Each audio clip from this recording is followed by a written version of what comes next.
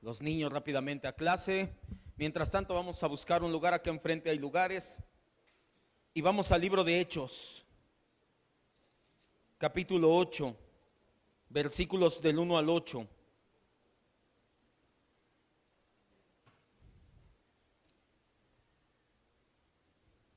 Hoy comenzamos con el estudio del 8º capítulo del libro de Hechos.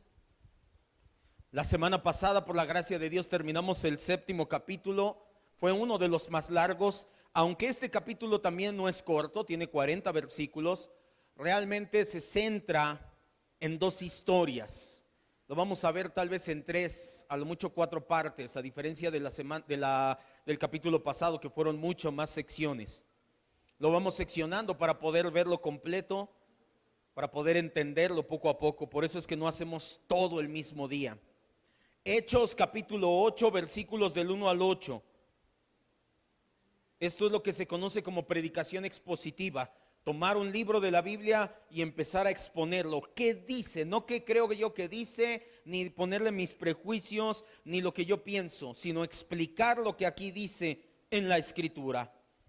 Dice así la Biblia, la segunda parte del versículo. La primera, Saulo consentía su muerte, se liga con el capítulo anterior. Ya ahorita lo recordamos. Dice, en aquel día hubo una gran persecución contra la iglesia que estaba en Jerusalén, y todos fueron esparcidos por la tierra de Judea y Samaria, salvo los apóstoles. Y hombres piadosos llevaron a enterrar a Esteban e hicieron gran llanto sobre él. Y Saulo, que es el apóstol Pablo, asolaba a la iglesia y entrando casa por casa arrastraba a hombres y a mujeres y los entregaba en la cárcel.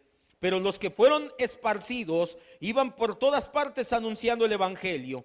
Entonces Felipe, descendiendo a la ciudad de Samaria, les predicaba a Cristo. Y la gente unánime escuchaba atentamente las cosas que decía Felipe, oyendo y viendo las señales que hacía.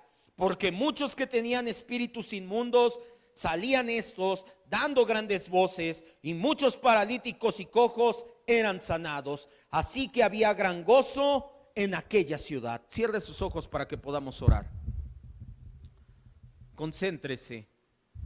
Dele gracias a Dios por la oportunidad que nos da de estar en su casa. Dígale gracias, Espíritu Santo, por poner el querer como el hacer. Fuiste tú quien nos trajo a este lugar. Ni siquiera eso bueno puede salir de nosotros. Es porque tú eres bueno que estamos aquí. Queremos aprender de tu palabra. Venimos con un corazón sincero, humilde, reconociendo que no sabemos nada por nosotros mismos, pero que tú nos enseñas por medio de tu palabra, y que tu Espíritu Santo es quien lleva la palabra de la mente a nuestros corazones para que dé fruto. Ese fruto es que seamos moldeados a la imagen de Cristo, para que así como a los primeros discípulos les decían cristianos porque se parecían tanto a Cristo, porque hablaban de Cristo, porque solamente predicaban de Cristo, así también nosotros, Señor, podamos un día ser acreedores al título de cristiano, porque verdaderamente somos seguidores y servidores de Cristo. Gracias, maravilloso Dios. Gracias, Padre. Gracias, Hijo. Gracias, Espíritu Santo, le decimos. Amén. Estamos, como le decía, en el 8º capítulo del libro de Hechos. Este capítulo es la continuación natural de los 2 capítulos anteriores. Cuando comenzamos esta serie de enseñanzas, le dije que Lucas es el autor del libro de Hechos, no siempre escribió de manera lineal. El libro de Hechos nos habla de la historia de la primera iglesia cristiana, lo que sucedió en los primeros 30 años de vida aproximadamente de la iglesia cristiana, cuando empezaba sus inicios. Por eso es que aquí encontramos el primer mártir, el primer discurso, el primer sermón, la primera persecución, que es esta. En el capítulo 6 vimos que a Esteban lo encerraron, lo arrestaron, por estar predicando el evangelio, porque tenían envidia de él. En el capítulo 7 vimos la defensa de Esteban, cómo Esteban utiliza la escritura para defender la causa del evangelio. Y al último del capítulo 7 vimos la muerte de Esteban. Esteban es el primer mártir de la fe cristiana, primero entre literalmente miles que seguirían y que siguen a lo largo de 2000 años de historia del cristianismo. Esteban fue el primero, pero no el último de los mártires. Todavía hoy en día hay países donde ser cristiano, donde ser seguidor de Cristo, hay países donde tener una Biblia puede ser penado con cárcel o hasta la muerte. Así que todavía hay mártires cristianos. Demos gracias a Dios porque no es nuestro caso. Podemos seguir congregándonos sin tanto problema.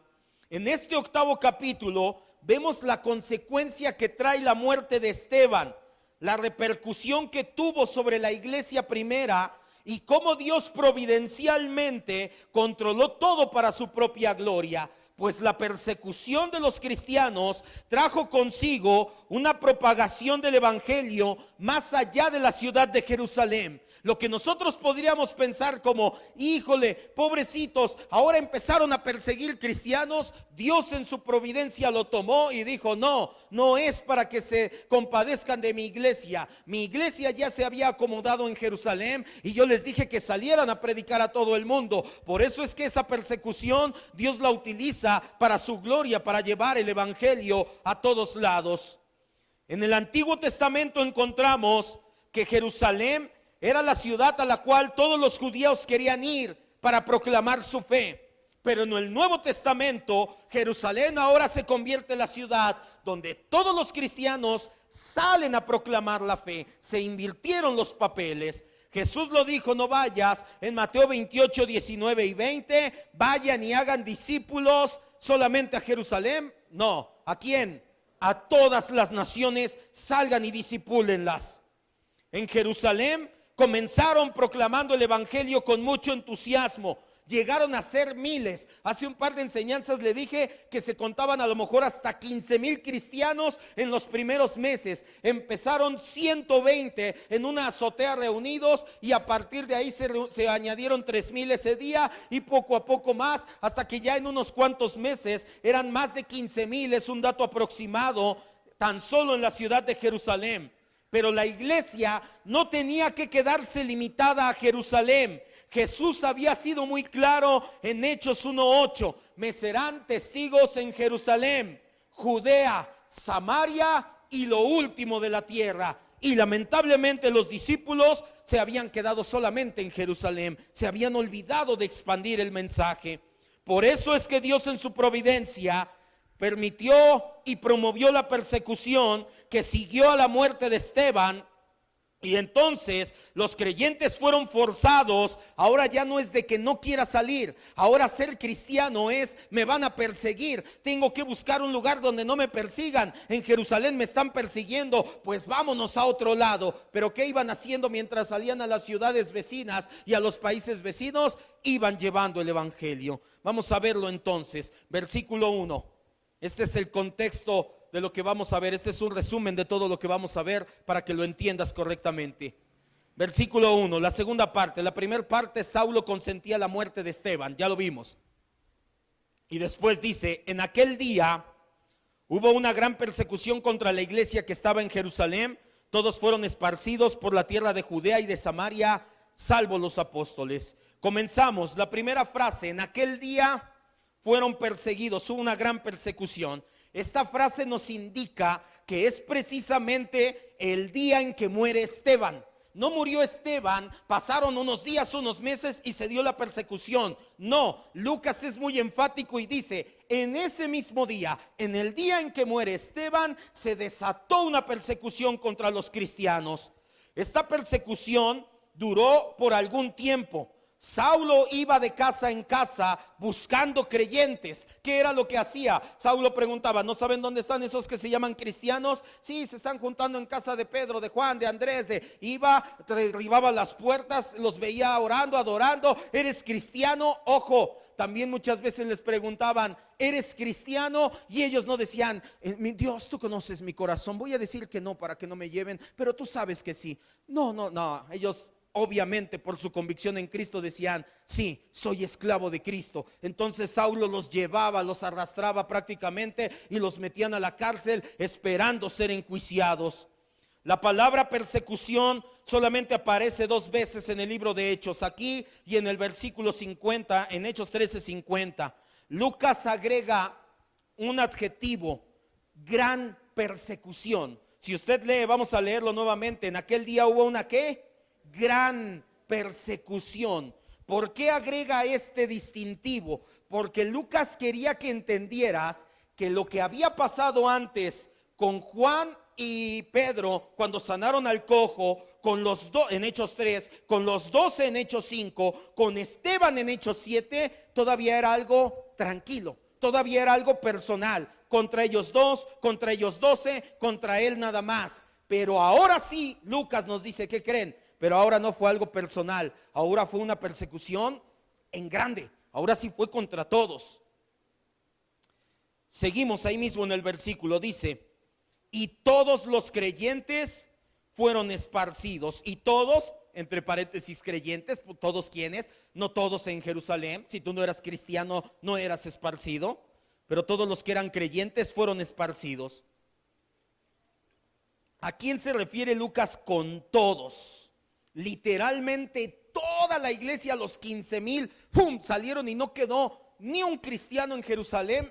No creemos eso. Hay tres opciones, tres interpretaciones que se le ha dado al texto. La primera es que literalmente todos fueron esparcidos de Jerusalén.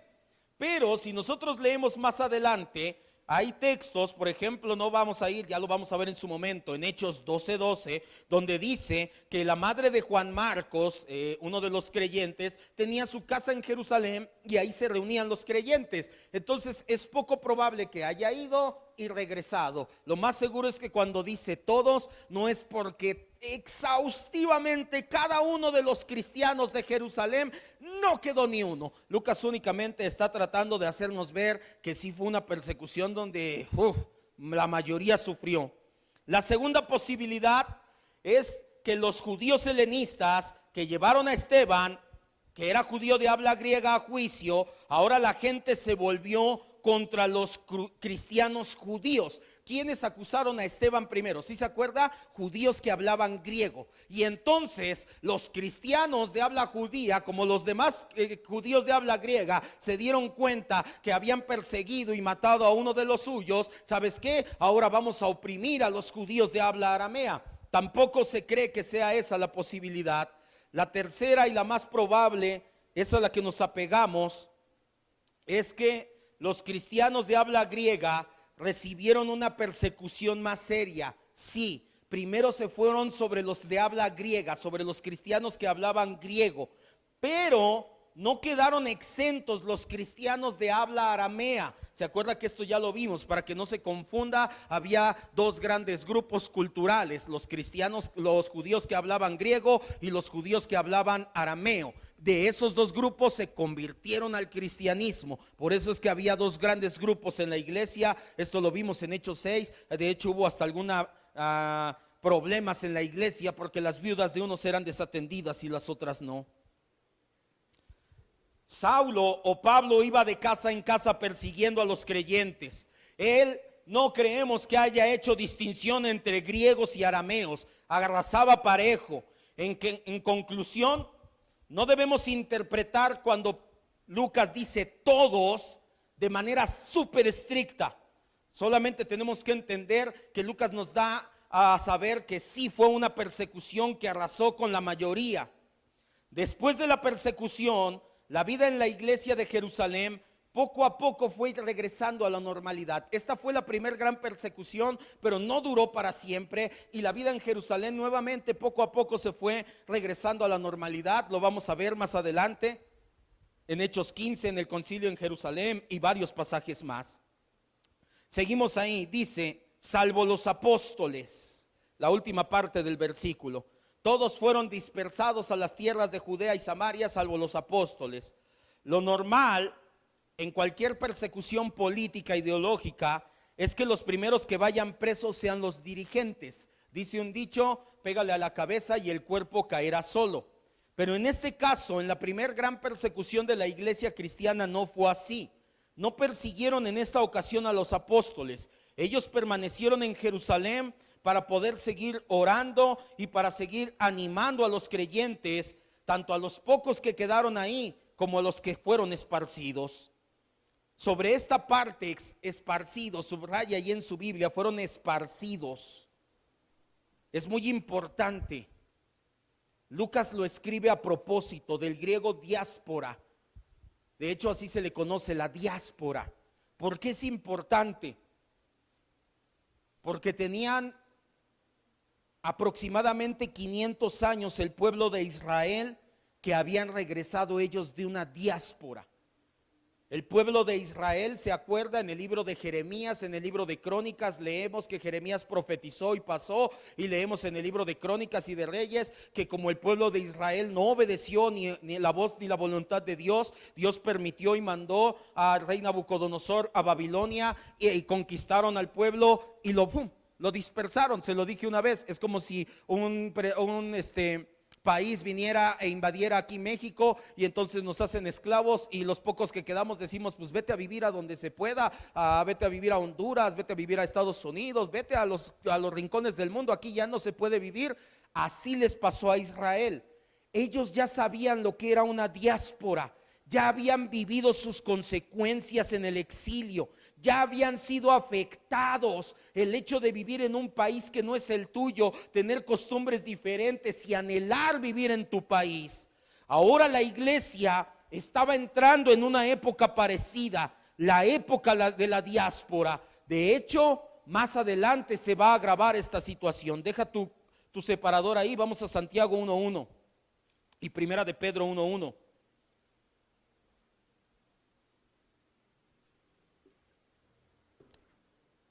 Todo esto se va agravando durante 300 años hasta que en el año 300, no me acuerdo, 40, 20 y algo, te busco el dato y te lo mando, o si no, busca tú ahí, Edicto de Milán, hasta que el emperador Diocleciano da el Edicto de Milán. ¿Qué es el Edicto de Milán? Es un documento donde dice: todos mis súbditos, él era el emperador, todos los súbditos en el imperio romano que sean cristianos ya no serán perseguidos, vamos a tolerar su nueva religión. Hasta que no se dio el Edicto de Milán, desde que inició la iglesia lo estamos viendo, hasta el Edicto de Milán, perseguir cristianos era el pan de cada día. Había épocas en que había relativa paz, pero no fue siempre el caso. Santiago 1:1 dice: Santiago, siervo de Dios y del Señor Jesucristo, a las 12 tribus, haciendo una comparación del pueblo de Israel con la iglesia, que están en ¿dónde? Que salieron dispersos, nos están persiguiendo tan fuerte que tenemos que andar dispersos. Primera de Pedro 1:1, 3 páginas adelante o 2. Pedro, apóstol de Jesucristo, ¿a quiénes? A los que le quitaron su patria. ¿Por qué? Por la dispersión, por la diáspora, por la persecución y la esparción, la dispersión. Hasta ahí nada más. Regresa al libro de Hechos.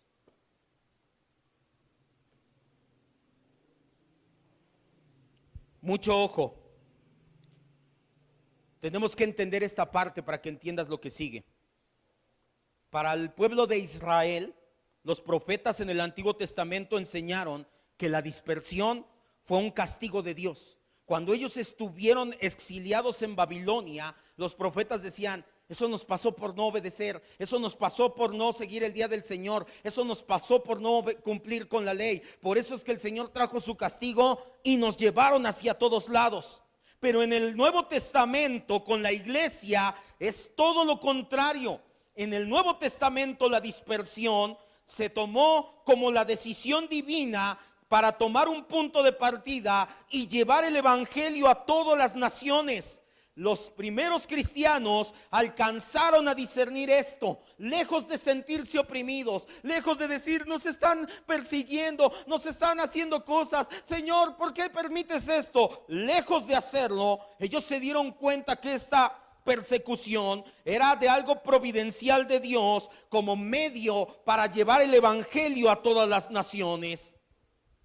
El Señor, aún en medio de esta difícil prueba para que el evangelio sea propagado, es como el profeta Jeremías le enseña al pueblo de Israel en los años de la conquista de Babilonia. No vayas, en Jeremías 15:19, Jeremías le dice al pueblo: si sacares, entre sacares lo bueno de entre lo vil. Versículo 2, vamos adelante. Entonces ya vimos, en aquel día, en el día que murió Esteban, hubo una gran persecución. Todos fueron esparcidos. Ya vimos que es la diáspora, salvo los apóstoles. Fueron llevados a tierra de Judea y Samaria. Y hombres piadosos llevaron a enterrar a Esteban e hicieron gran llanto sobre él. Cuando Lucas nos dice que ciertos hombres devotos, piadosos, sepultaron a Esteban, está insinuando que tuvo lugar pocas horas después de su muerte. Si no es que instantes después de que Esteban murió, tan pronto la multitud se empezó a esparcir, llegaron estos hombres piadosos para llevarlo a enterrar. La persecución todavía no comenzaba cuando Esteban estaba siendo enterrado, porque los cristianos temerosos de Dios pudieron atender este oficio y sepultar a Esteban y hacer duelo por él. El entierro lo hicieron el mismo día. ¿Cómo lo sabemos? Porque la ley judía no permitía que un cadáver durara más de 24 horas expuesto. Eso profanaba la tierra. En el Talmud, que es un documento judío, no es del canon, por eso es que les digo, cómprese su Talmud, traiga el Talmud. El Talmud es la ley oral, lo que se enseñaba oralmente de generación en generación. Llegaron un tiempo en que los rabinos dijeron: vamos a escribirlo porque también es importante. El Talmud enseñaba que ningún criminal que había sido muerto a pedradas, como Esteban, podían hacérsele un luto y hacérsele un sepulcro. Sin embargo, lo más probable es que en este caso la costumbre no se haya llevado a cabo debido a que la muerte de Esteban no tenía marco legal. ¿Por qué desobedecieron el Talmud? Porque dijeron: no podemos obedecer esta vez el Talmud, porque sí, lo mataron a pedradas, pero no fue legal, no tuvo una base jurídica, no hicieron justicia, solamente hicieron venganza. Por eso no tiene nada de malo que lo tomemos, de que lo velemos, de que hagamos duelo por él. No sabemos con exactitud dónde fue sepultado Esteban. Los criminales por lo general eran echados a la fosa común. Por eso es que Lucas no nos da ningún indicio de dónde fue sepultado, para que después no llegaran, sacaran sus restos y los tiraran a la fosa común. Lo que sí sabemos con certeza es que la muerte de Esteban, el primer mártir cristiano, fue llorado y lamentado sin temores ni reservas. Versículo 3. Y Saulo asolaba la iglesia, y entrando casa por casa arrastraba a hombres y a mujeres y los entregaba a la cárcel. Saulo comenzó a asolar a la iglesia. Esta es la tercera vez que encontramos el nombre de Saulo. Saulo era discípulo de Gamaliel. Gamaliel, el que vimos en Hechos 5, una persona muy mesurada, muy tranquila, que les dijo: tranquilos, todavía no se exalten en querer matar. Gamaliel era una persona muy mesurada. En cambio, Saulo no tenía esa característica en su carácter. Lucas lo presenta como un hombre de aproximadamente 30 años, decidido a eliminar la iglesia de Cristo. Más adelante, en este mismo libro de Hechos, encontramos que en sus discursos, cuando Pablo presenta el evangelio, él da un pequeño testimonio de cómo era, y él les dice: ¿saben qué? Yo era celoso de mi país, yo perseguía a los cristianos, cuando los condenaban a muerte, yo daba mi aprobación. Por lo tanto, la participación en la ejecución de Esteban solamente fue el principio de una carrera sangrienta de Saulo. Saulo no lo apedreó a Esteban, pero estuvo ahí, lo vio, lo aprobó, dijo: sí, qué bien que lo maten, quiere llevarse las tradiciones de nuestros padres. Y a partir de ahí comenzó una carrera de muerte de parte de Saulo. Lucas presenta a Saulo como un inquisidor en Jerusalén. Saulo buscaba destruir la iglesia, atacaba a los cristianos como si fuera una bestia salvaje. Al ir casa por casa, Saulo espantaba a los cristianos, los metía en la cárcel, continuamente arrastraba a hombres y mujeres a prisión, sin siquiera presentarlos primero a un juicio o al menos a la sinagoga para que les dictaran un castigo. Es importante esta parte del apóstol Pablo. ¿Por qué? Porque si se da cuenta, en los primeros 6, 7 capítulos del libro de Hechos, los únicos que estaban en contra de la iglesia eran los saduceos. Pero a partir de ahora, los saduceos y los fariseos, todas las sectas judías, estaban en contra de los cristianos. Filipenses 3:5.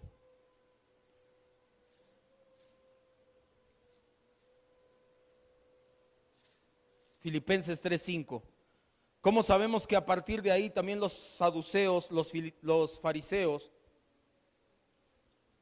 se pusieron en contra de la iglesia? Porque Saulo, que es el apóstol Pablo, Saulo es en hebreo, Pablo es en griego, en latín de hecho, Paulus, en latín, Pablo en griego. El apóstol Pablo, Saulo, como le quieras llamar, era fariseo. Filipenses 3:5 dice: soy circuncidado al 8º día, soy del linaje de Israel, de la tribu de Benjamín, hebreo de hebreos. En cuanto a la ley, ¿qué? Fariseo. Había varias sectas en esa época, así como dentro del cristianismo hay varias corrientes. Dentro del judaísmo, en la época de la iglesia, en la época de Jesús, había varias sectas. Los saduceos y los fariseos eran las dos más grandes sectas. Hasta el capítulo 7 solamente los saduceos perseguían a la iglesia. A partir de ahí, ahora las dos grandes sectas se dedicaron a perseguir a la iglesia cristiana. Pablo era un fanático de las tradiciones de su pueblo. Pablo comprendía que la fe cristiana amenazaba esas tradiciones. Pablo sabía que la fe cristiana iba a hacer que la gente ya no llevara sus corderos a sacrificar, que la gente ya no fuera al templo, ya no lo considerara como el único lugar donde adorar, que la gente ya no usara su kipá, su mishnah, al menos no los que no eran judíos. Pablo entendía que las tradiciones de su pueblo se iban a perder. Esta gente pensaba, Pablo, que estaban equivocados. Por eso es que les quería dar un escarmiento para corregirlos. Pablo pensaba como un hombre que murió colgado en una cruz, colgado en un madero, que significa maldición, puede ser el Mesías prometido. Versículo 4. Pero los que fueron esparcidos, a partir de aquí ya empieza ahora sí lo bueno de nuestro sermón. Los primeros 3 versículos es para que entendamos el contexto. Pero los que fueron esparcidos iban por todas partes esparciendo el evangelio. Hasta ahí nada más, el 4. De hecho, sí regresó, ¿verdad? Al 8:4. Tertuliano dijo que la sangre de los mártires es la que riega la semilla de la iglesia. Este proverbio ha perdurado a través del tiempo y ha probado ser verdad para los cristianos perseguidos a partir de la muerte de Esteban.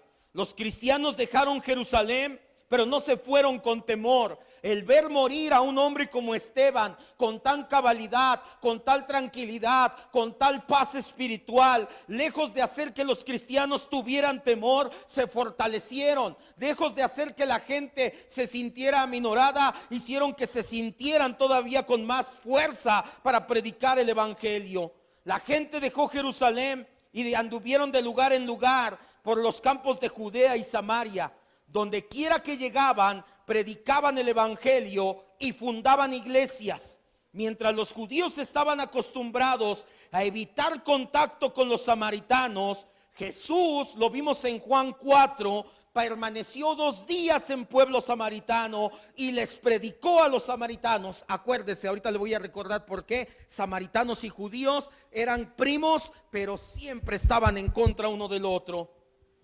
La comodidad le hace más daño a la iglesia que la persecución, y este pasaje es una prueba indiscutible de ello. Se ha repetido este patrón muchas veces a lo largo de la historia y a todo lo ancho del mundo. Quiero que me vea y entienda lo que le estoy diciendo, porque realmente ya empieza la parte central de la enseñanza del día de hoy. La comodidad no le hace bien a la iglesia. Cuando la iglesia se siente cómoda y deja de poner su mirada en Cristo por esa comodidad, la iglesia peligra. Y por eso es que Dios saca de la comodidad a su iglesia, y lo hizo en la iglesia primitiva, y es un patrón que vemos en las Escrituras.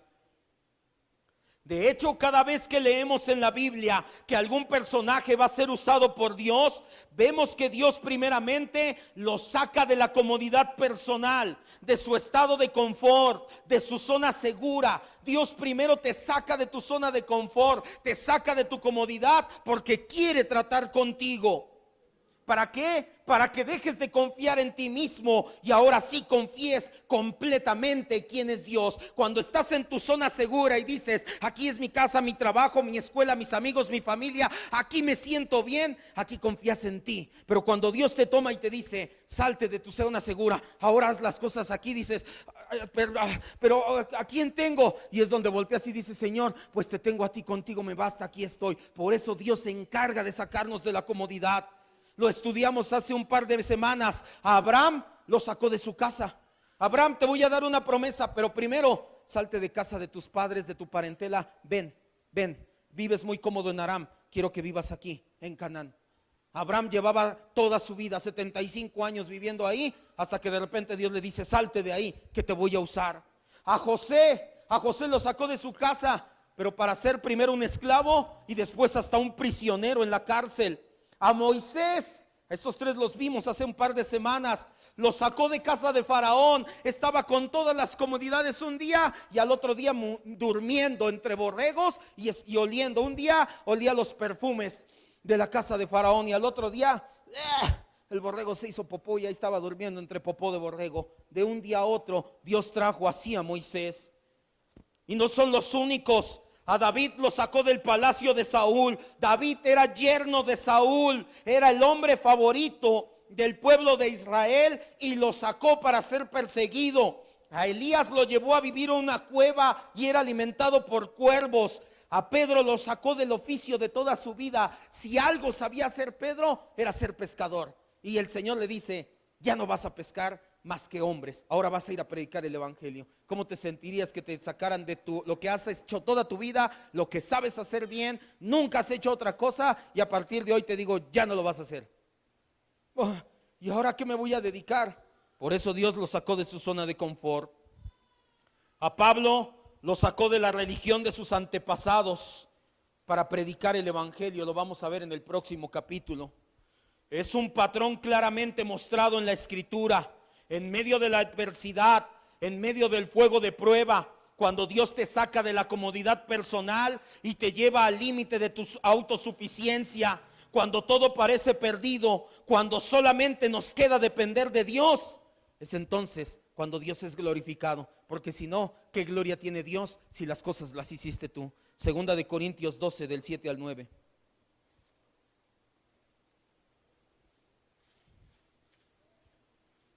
Así que si Dios te ha sacado de tu zona de confort, ya sabes por qué Dios tiene un plan contigo.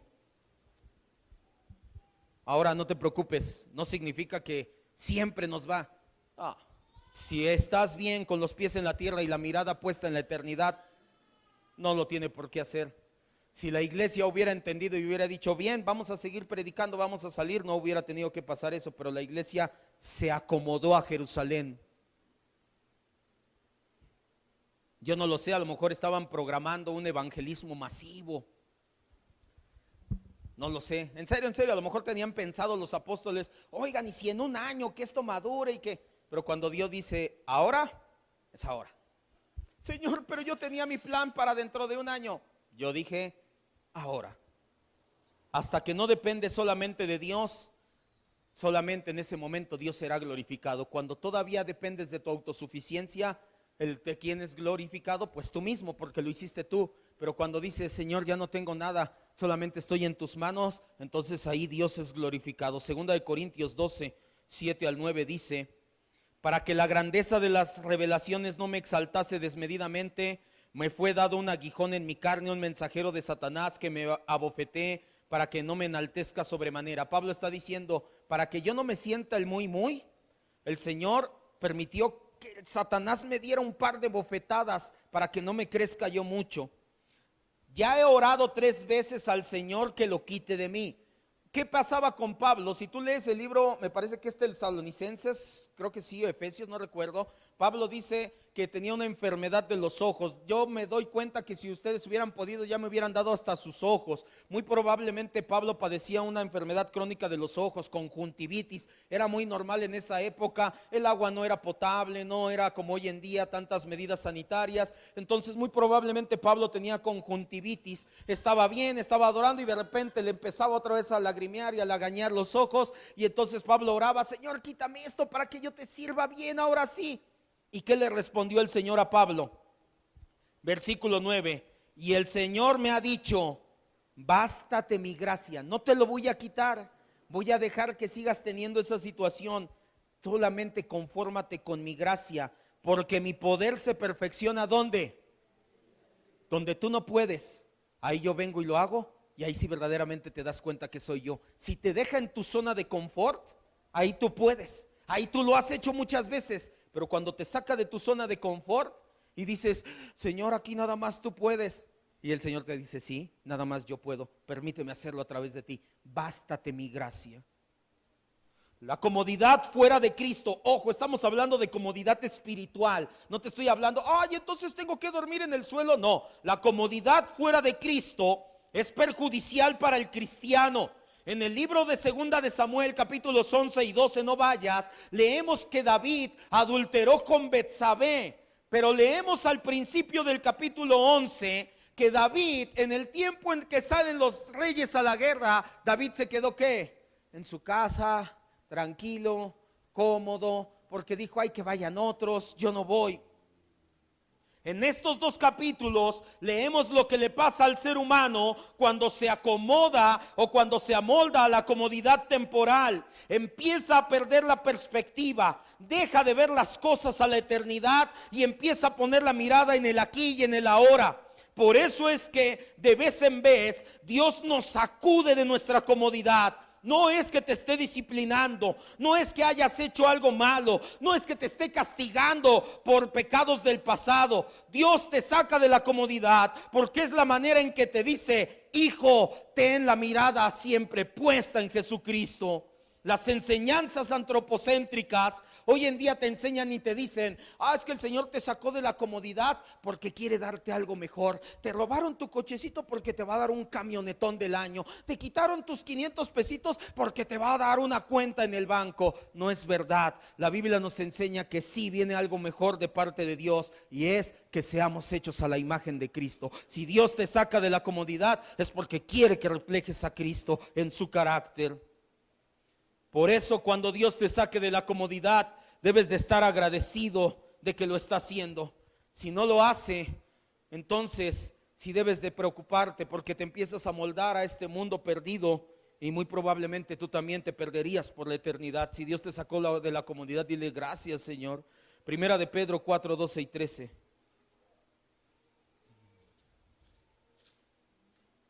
Le pasó a la iglesia.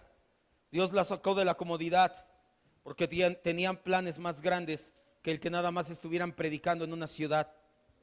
De hecho, sus planes es que la tierra se llenara del evangelio, y se cumplió. A partir de esa persecución, el evangelio se empezó a llevar por todas las naciones, empezando en Samaria. Versículos 12 y 13, primera de Pedro 4, 12 y 13. Cuando Dios te saque de la comodidad, escucha esto, amado. No te sorprendas cuando Dios te saque de la comodidad. Vamos a parafrasearlo. Cuando venga el fuego de prueba, cuando Dios te saque de la comodidad, como si te pasara algo extraño, gózate cuando esto pase. ¿Por qué? Porque eres participante de los padecimientos de Cristo, porque Dios quiere que participes en lo mismo que participó Cristo, que sufras como sufrió Cristo en tu carácter, para que lo empieces a reflejar. Dice: para también en la revelación de su gloria te goces con alegría, para que cuando Cristo sea formado en ti digas: gracias, Señor. Esto fue lo que sucedió con la iglesia. Después de la muerte de Esteban, los cristianos que vivían en Jerusalén fueron llevando el mensaje primero a los samaritanos. Uno de estos cristianos fue Felipe, no el apóstol, Felipe el diácono o el evangelista. Los apóstoles se quedaron en Jerusalén mientras Felipe viajaba a Samaria. Felipe se relacionó con los samaritanos. Los samaritanos adoraban en el monte Gerizim. Tanto los samaritanos como ahora Felipe ya no podían ir al templo, tenían prohibido adorar en el templo. Pero Felipe tenía un entendimiento que los samaritanos todavía no terminaban de asimilar, que ya no era necesario el templo nada más, que ahora en cualquier lugar puedes adorar al Señor. versículo 5, regrese a Hechos 8:5.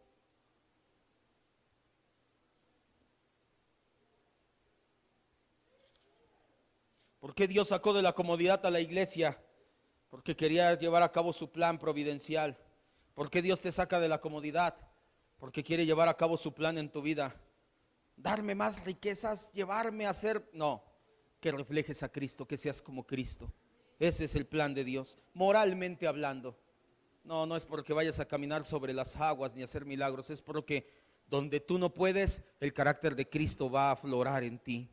Pero yo soy bien así y así y así. ¿Quién? Yo, tú. Pero Cristo no es así, Cristo en ti te va a llevar a ser diferente. Versículo 5. Entonces Felipe, descendiendo a una ciudad de Samaria, o a la ciudad de Samaria, les predicaba el evangelio.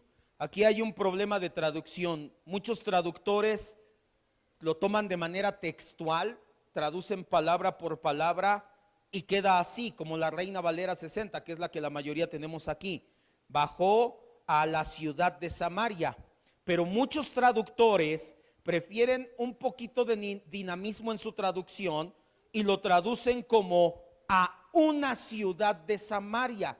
Una cosa es la ciudad de Samaria, que era la capital, y otra cosa es una ciudad de Samaria. Lo más probable es que haya sido a una de las ciudades de Samaria. Muchos creen que fue a Siquem, donde está el pozo de Jacob. ¿Por qué? Porque en Siquem, en el pozo de Jacob, un año antes, poco menos antes, se sentó el Señor Jesucristo y le dijo a la samaritana: dame de beber, quiero esa agua de vida, y les predicó aún a los samaritanos. Por eso es que muchos creemos que muy probablemente haya sido una ciudad de Samaria. Ahora, pon atención a esto que te voy a decir para que entiendas lo que sigue. Tenemos que recordar que la población de Judea y Samaria tenían muchos problemas, eran primos. Habían regresado del exilio la primer camada y les dijeron: ustedes habiten allí en Samaria, pero no nada más judíos, mandaron de otras naciones y se mezclaron. Los judíos que regresaron a Jerusalén dijeron: ellos son nuestros primos, no nuestros hermanos, porque ya se mezclaron con otras naciones. Cuando empezaron a levantar el tiempo en el libro de Esdras y Nehemías, el templo, leemos, los samaritanos vinieron y dijeron: oigan, queremos construir con ustedes. Y los judíos dijeron: no, porque ustedes ya están pervertidos. Los samaritanos, a partir de ese momento, en el monte Gerizim, construyeron un templo, y a partir de ahí judíos y samaritanos siempre estuvieron en problemas. De hecho, cuando los judíos querían insultar a alguien, lo leemos en Juan, no vayas, en Juan 8:48, al Señor Jesús le dijeron: ¿eres qué? Samaritano.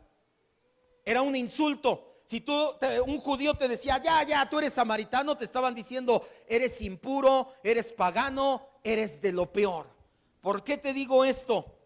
Es importante recordar que había mucha rivalidad y había muchos problemas entre judíos y samaritanos, porque fue osado de parte de Felipe predicar el evangelio a los samaritanos. ¿Tú crees que no se dieron cuenta que era un judío cristiano de Jerusalén y dijeron: a ver, tú eres de nuestros enemigos y quieres venir y decirme el evangelio? ¿Por qué cree que el Señor Jesús en Lucas 10, la parábola del buen samaritano, dice: ni esos que se decían sus amigos lo ayudaron, mejor este que era su enemigo? Los samaritanos, sin embargo, tenían una esperanza también de que un día llegaría el Salvador. Por eso es que Felipe fue ahí a predicar osadamente, a pesar de que corría peligro, a pesar de que eran sus enemigos, a pesar de que había situaciones adversas. Aún así Felipe tuvo el valor de ir y decir: oigan, este es el evangelio del Señor Jesucristo. También pensamos esto y sabemos esto porque él fue motivado por el ejemplo de Jesús y hasta del mismo Juan el Bautista. Versículo 6. Jesús y Juan el Bautista también le predicaban a los samaritanos. En cambio, los saduceos y los fariseos no iban con samaritanos, los consideraban inferiores. Felipe está en Samaria y la gente unánime, ¿qué dice? Escuchaba atentamente las cosas que decía Felipe, y ya después dice: oyendo y viendo las señales que hacía. Vamos por partes, para que no te confundas. Pastor, pero entonces sí tiene que haber milagros en la iglesia. Si Dios quiere, habrá un milagro, si Dios quiere, pero no es la regla. Leemos que la gente escuchaba unánime la enseñanza de Felipe. Tenemos que destacar primero que hay un paralelo. Felipe había aprendido bien a los apóstoles. Los apóstoles, tanto Pedro y Juan, como después los 12, como después Esteban mismo, no llegaban haciendo milagros y después predicaban el evangelio. Predicaban el evangelio y Dios, para respaldarlos, les daba el poder de hacer milagros, que no es para nada lo mismo. Hoy en día se predica un evangelio barato de quien quiere un milagro. Ven a Cristo por tu milagro, Dios te va a hacer tu milagro, ya te hizo tu milagro, ya te vas a ir al cielo. Ese no es el evangelio. El evangelio es que Dios es santo, tú y yo somos pecadores, y si Cristo no hace nada, tú y yo no podríamos estar cerca de Dios. Ese es el evangelio, que Cristo murió en una cruz para que podamos ir y estar con Él en el cielo, con nuestro Padre celestial. Ese es el evangelio. Eso es lo que predicaba Felipe. Pero entonces, ¿por qué Felipe sí hacía milagros? Porque durante los primeros 50, 70 años de la iglesia cristiana, todavía no estaba, 100 años, todavía no estaba terminado esto. Todavía no estaba terminado el Nuevo Testamento, todavía no se cerraba el canon. ¿Cómo podían saber entonces que Dios lo respaldaba? Por medio de milagros, de prodigios y de señales. Versículo 7. Porque muchos tenían espíritus inmundos, y salían estos dando grandes voces o chillidos, y hasta los paralíticos y los cojos eran sanados. De ese tamaño eran los milagros. También por eso te lo he dicho, la mayoría de hoy en día son milagreros, no hacen milagros, son milagreros. Lo único que quieren es vender su supuesto milagro, porque no hacen un milagro a la altura de los milagros apostólicos, de los milagros que leemos en la Biblia. Sus milagros son burdas imitaciones. Ya se ha comprobado en varios videos que la misma señora en silla de ruedas es palera en este y en todos lados, y en todos lados se levanta y eso sí, cóbrales su dinero. Los milagros que hacían eran verdaderos milagros. Pero nos llama la atención aquí, mucho ojo. Cuando Jesús comenzó su ministerio, la parte de las liberaciones, Satanás se opuso a él, haciendo que los espíritus inmundos, ¿qué es un espíritu inmundo? Un demonio, vaya. Espíritu inmundo, espíritu maligno, es lo mismo que un demonio. Poseyeran a numerosas personas. ¿Las personas pueden ser poseídas? Sí, vamos para allá, vamos por partes. Algunos de estos demonios estaban en las sinagogas e identificaban al Señor Jesús. Marcos 1:23. Vamos por partes. Sí, la gente sí puede ser poseída. La gente sí puede ser tomada por un espíritu. Y entonces se le va a voltear la cabeza como a la del exorcista. No, eso no pasa. Por eso le dije, vamos por partes. Pero el paso de la araña, ese sí lo hace. Tampoco. ¿Nadie la ha visto, ah? Soy el único pecador aquí. Bueno, de hecho Pablo decía, de los pecadores soy el primero. Marcos 1:23 al 26 dice: pero había en la sinagoga de ellos un hombre que, con espíritu inmundo, traducción, estaba poseído, que dio voces diciendo: ¿qué tienes con nosotros, Jesús Nazareno? ¿Has venido para destruirnos? Sé quién eres. ¿Quién le dice que es? El Santo de Dios. Pero Jesús le reprendió y le dijo: cállate, sal de él. Y el espíritu inmundo lo sacudió con violencia y clamando a gran voz salió de él. En los tiempos apostólicos, como en el tiempo de Jesús, la posesión demoníaca era una situación relativamente común. Pedro echó fuera a varias personas que venían endemoniadas. Lo leímos, tal vez no lo recuerdes, pero en Hechos 5:16 Pedro sanaba con su sombra y también echaba fuera espíritus inmundos. Pablo, lo vamos a ver más adelante, exorcizaba personas. También vemos que en Filipos y en Efeso, y aquí también Felipe echaba fuera espíritus inmundos de los samaritanos. Felipe expulsaba demonios que salían de la gente dando grandes chillidos. Sabían que Felipe les hablaba en el nombre y en el poder de Jesús. En su acercamiento a judíos y gentiles, Pedro, Pablo, Felipe sabían que tenían que verse con la oposición de Satanás. ¿Por qué pasaba esto? Porque Satanás se opone a la palabra de Dios. Por eso pasaba eso. Ojo, quiero que entiendas cómo están las cosas. Hoy en día los ataques de Satanás son más sofisticados. Ya no lo hace tan regularmente como lo hacía. De 10 personas que me ha tocado ver que están endemoniadas, 9 nada más le están haciendo al payaso. Y eso es mucho decir que he visto 10. La gran mayoría nada más quieren llamar la atención, se tiran al suelo y primer patada y ya se afloja. No los pateamos, pero si supuestamente estuvieran endemoniados, aunque los agarraras a patadas no les pasaría nada. No lo hacemos, no vaya a creer que lo hacemos.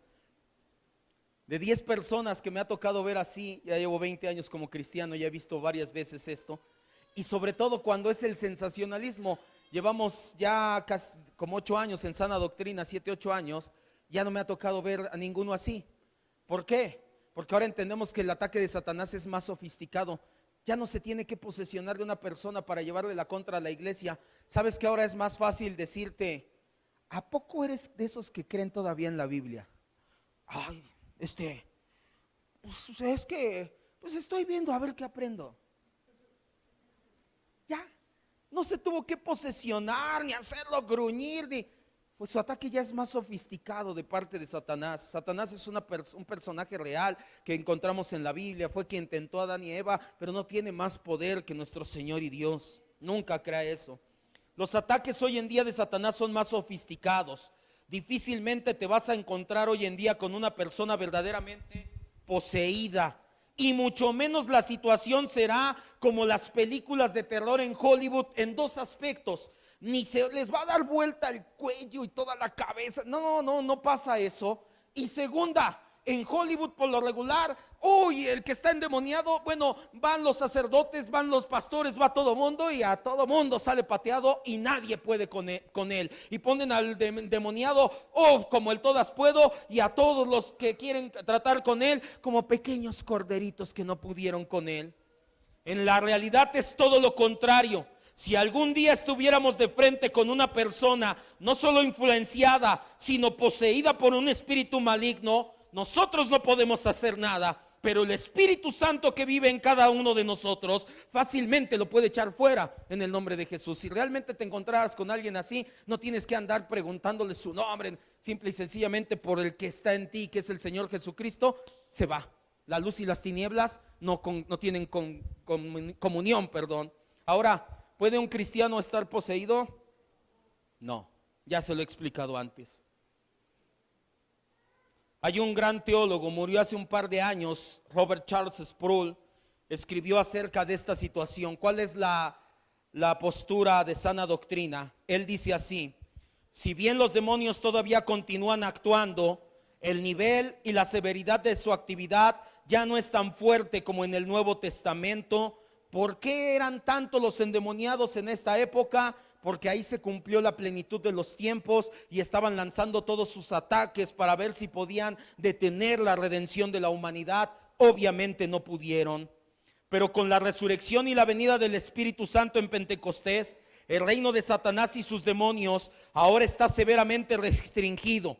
Sin embargo, tanto Pablo como Juan nos advierten a los creyentes que en los últimos tiempos las actividades de Satanás y sus demonios volverán a incrementar. Aunque los demonios son reales y poderosos, no hay motivo para creer que pueden llegar a poseer a un cristiano.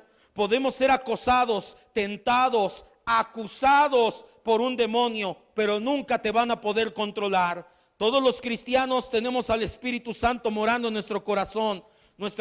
La presencia del Espíritu en nuestro corazón nos garantiza que nunca seremos poseídos por demonios. El Espíritu Santo es más poderoso que cualquier demonio que quisiera atacarnos. Diga amén.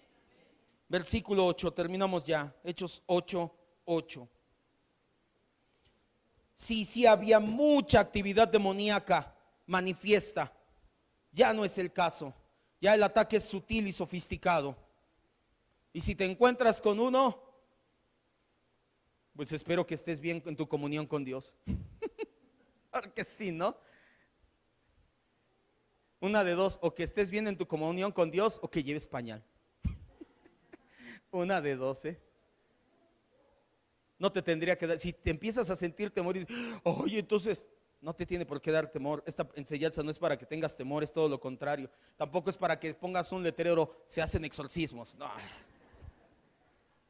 Es para que tengas bien tu conocimiento centrado en la palabra y digas, si algún día me llega a tocar, me tocó en una ocasión, no se siente, tus entrañas se sienten, ay, me tocó en una ocasión con una mujer que sí realmente estoy 100% seguro que sí estaba poseída, porque aparte de que sí doblaba las manos, tenía una fuerza, ella hablaba una cosa y al mismo tiempo de su boca, de su voz, se oía una segunda voz, ahí mismo, y la piel se te pone chinita.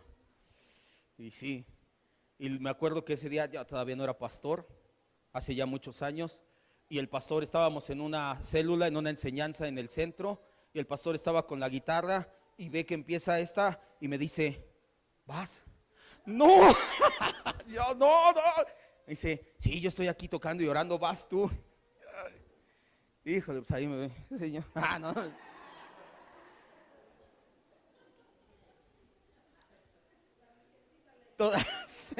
Me encomendé a la Virgen y a todos los santos.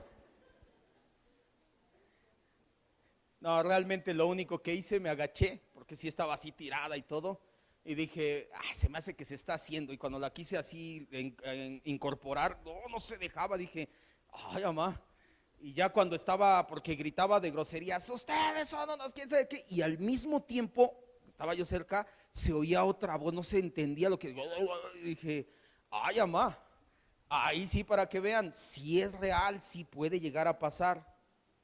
¿Qué hice? 2 patadas, 3 cachetadones, una hurracarrana y no, ni siquiera oré. No, simple y sencillamente hice lo que hacía, lo que hizo el Señor Jesús, lo que hacía. Le dije, no soy yo, es Cristo en mí, sal fuera. Y nada más las chavas así. Y ya después no se podía ni sentar, la teníamos en la silla, estaba así. Acabó casi dormida la otra hora que terminamos el estudio.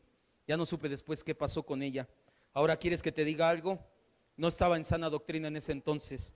¿Sabes qué es lo que verdaderamente tienes que hacer? Sí, orar, echar fuera y predicarle el evangelio. Tienes que llevarle el evangelio a las personas. Versículo 8, con eso terminamos. No te preocupes, no creo que te pase a ti. Esto fue parte de mi preparación pastoral. No a todos les pasa. Así que había gran gozo en aquella ciudad. Felipe también sanó, no solamente echó fuera demonios, sanaba paralíticos, a cojos. Su ministerio hizo que la gente recibiera muchas sanidades físicas, pero sobre todo recibieron la sanidad espiritual. Su alma escuchó el evangelio. Por eso Lucas termina, o al menos en este versículo nos dice, que en la ciudad samaritana hubo gran gozo. El gozo, dice Gálatas 5:17, no vayas, es una de las manifestaciones del fruto del Espíritu Santo en el creyente. Se empezó a ver que el Espíritu Santo se manifestaba porque el Espíritu Santo trae amor, gozo, paz, paciencia, benignidad, bondad, fe, mansedumbre, templanza. El gozo en los cristianos lo demuestran principalmente cuando recién conocen a Cristo. Cierre sus ojos, vamos a orar. Vamos a terminar ya. Dice Lucas que hubo gran gozo en aquella ciudad.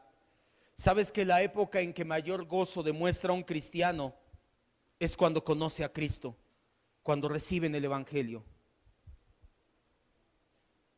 Es la época, muchos le llaman el...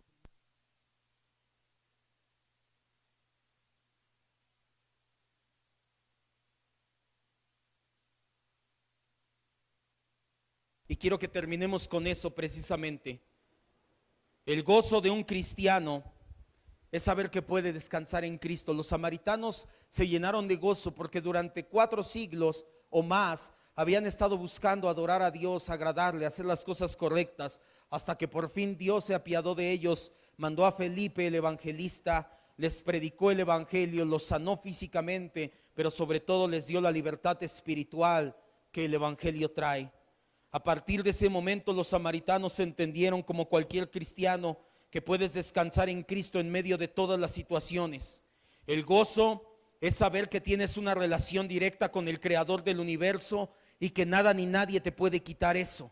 El gozo no es felicidad, el gozo es más intenso, más sublime, más grande. La felicidad la crean las cosas externas. Te va bien, estás feliz. Te va mal, estás triste. El gozo no depende de las cosas externas. El gozo es interno. El gozo te lo da saber que eres hijo de Dios. El gozo te lo da saber que tienes una comunión con Cristo. El gozo te lo da saber que ahora estás en camino a la presencia de Dios. Que el día que mueras no tienes temor ni incertidumbre. No estamos buscando la muerte, pero tenemos la seguridad que el día que seamos llamados a la eternidad, iremos arriba a los cielos a presentar nuestra alabanza y gloria al Creador. Eso es el gozo. Por eso es que nada ni nadie puede quitarnos el gozo. Los mártires cristianos, si tú lees el libro de los mártires de John Fox, encontrarás que siempre morían gozosos. ¿Por qué? ¿Cómo puede? Ya leímos Esteban: Padre, no les tomes en cuenta ese pecado. Señor, gracias. Oye, como una persona que está a punto de ser muerta a pedradas puede tener gozo, porque sabía que eso no era el motivo de su felicidad. Sabía que había algo mucho más grande llamado Jesucristo. El gozo de un cristiano es deleite, es contentamiento en cualquier situación. No nada más cuando eres recién convertido como los samaritanos. Debes de tener gozo también cuando Dios te saca de la comodidad, como le pasó a la primera iglesia. Pablo les escribe a los filipenses. No vayas, yo te lo leo, sigue ahí con tus ojos cerrados. Todos sabemos qué dice Filipenses 4:13, pero tiene un contexto. Desde el versículo 10 te doy lectura, dice así: en gran manera me gocé en el Señor de que al fin hayan revivido su cuidado de mí, de lo cual también estaban solícitos, pero les faltaba oportunidad. Pablo les está diciendo: tengo gozo de que se están preocupando de mis necesidades. No lo digo porque tenga escasez. No crean que me estoy quejando porque no tengo. De hecho, Pablo dice: pues he aprendido a contentarme, a tener contentamiento cualquiera que sea mi situación. Tengo gozo no importa en qué situación esté. Sé vivir humildemente y sé tener abundancia. En todo y por todo estoy enseñado. Estoy enseñado para tener saciez, para estar saciado, como para tener hambre, para tener abundancia, como para tener necesidad. Todo lo puedo en Cristo que me fortalece. Ese es el contexto de esta frase maravillosa. No te está diciendo que lo agarres como amuleto para lograr tus metas. Te está diciendo que en medio de cualquier situación tengas gozo y contentamiento. Así sea tu primer amor, así sea que llevas años de cristiano, así sea que Dios te está sacando de la comodidad como la iglesia primitiva, tú ten gozo y contentamiento. Vamos a orar para terminar ya. Espíritu Santo, le damos gracias por la palabra que nos ha hablado el día de hoy. Es maravilloso escudriñar versículo a versículo la escritura que usted mismo inspiró. Gracias, Señor, porque el día de hoy has hablado a nuestras vidas y nos has mostrado por medio de este pequeño pasaje que cuando tú tienes un plan, nada lo frustra, ni nuestra apatía, ni nuestra indiferencia. Al contrario, si tú tienes que sacarnos de la comodidad para cumplir tu plan en nuestras vidas, tú lo haces sin siquiera preguntarnos, y no tendrías por qué preguntar. Tú eres el dueño y creador de todo, incluye nuestras vidas. Al contrario, Señor, queremos agradecerte a aquellos que un día nos sacaste de la comodidad para traernos a los pies de Cristo. Queremos agradecerte, Señor, porque si no hubiéramos salido de la comodidad, difícilmente estuviéramos aquí. Si siguiéramos en nuestra zona de confort, pensando que solos podemos, pensando que no necesitamos de Dios, o que solamente superficialmente de Dios decir gracias de vez en cuando es suficiente, pero no estaríamos aquí. Sin embargo, como tú lo muestras en la Escritura una y otra vez, Cuando tú te propones hacer algo con una persona, tú los sacas de la comodidad para traerlos a los pies de Cristo, no con el fin de darnos algo más grande humanamente hablando, sino con el propósito de que nuestro carácter sea hecho a la imagen de Cristo. Por eso es que queremos ser llamados cristianos, porque queremos que nuestro carácter sea como el de Cristo, verdaderamente reflejado